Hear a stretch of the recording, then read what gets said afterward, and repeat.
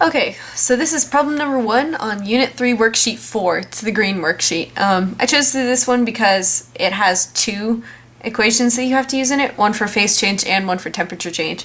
And once you can do 2, doing 1 is easy. So the first thing you have to do, just like Mr. Buckley said in class, is draw the graph, the warming and cooling curve, to figure out just which equations to use. So the question says that it's ice that's starting at 0 degrees Celsius. So we all know that's the freezing or melting point of ice. So I'm going to draw 0 degrees Celsius right here, and this is where the line starts. So since it's already at 0 degrees Celsius, it's not going to heat up at all without doing a phase change first. So the line is going to be flat because it's working on the phase change right now. So at the beginning here, it's a solid, but then by the end of the phase change, it's a liquid. Then the ice, or the now water, is going to warm up to 25 degrees Celsius. So it's going to be a line up. And this will still be a liquid up here because when temperature is increasing, there is no phase change. So what you have to do is you label the first section, this amount of heating, as Q1, and this amount of heating as Q2. The second step is to figure out which of the 2 equations you're going to use. And because in this one you have a phase change and a temperature change, you're going to be using both equations. So Q1 is a phase change. So the equation for phase change is Q equals the heat of fusion or heat of vaporization.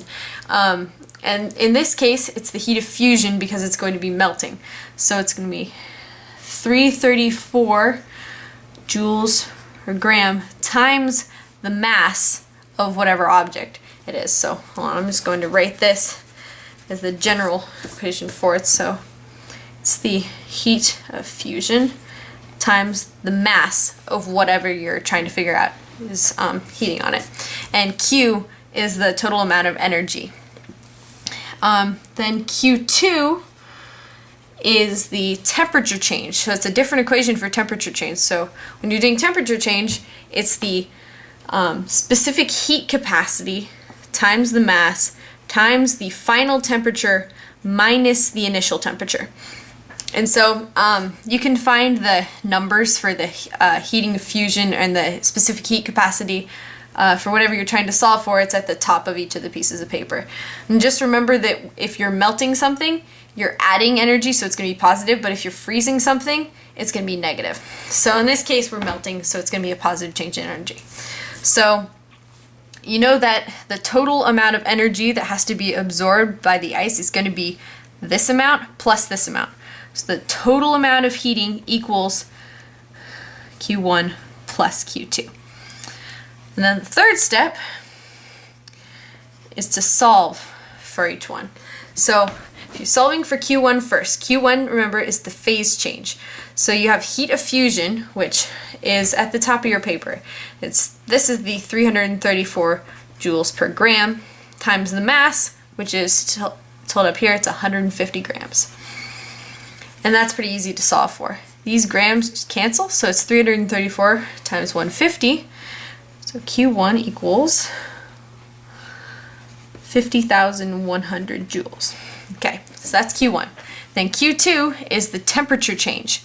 So this equation is the specific heat capacity, and the specific heat capacity of liquid water, because at this point on the graph, this is this portion, so it's already liquid water. So the specific heat capacity of liquid water is 4.18 joules per gram times degrees Celsius, times the mass, which is still 150 grams, times the final temperature minus the initial temperature. So the final temperature is 25 and the initial temperature is 0. And then since these are both degrees Celsius, I just write a little degrees Celsius up there.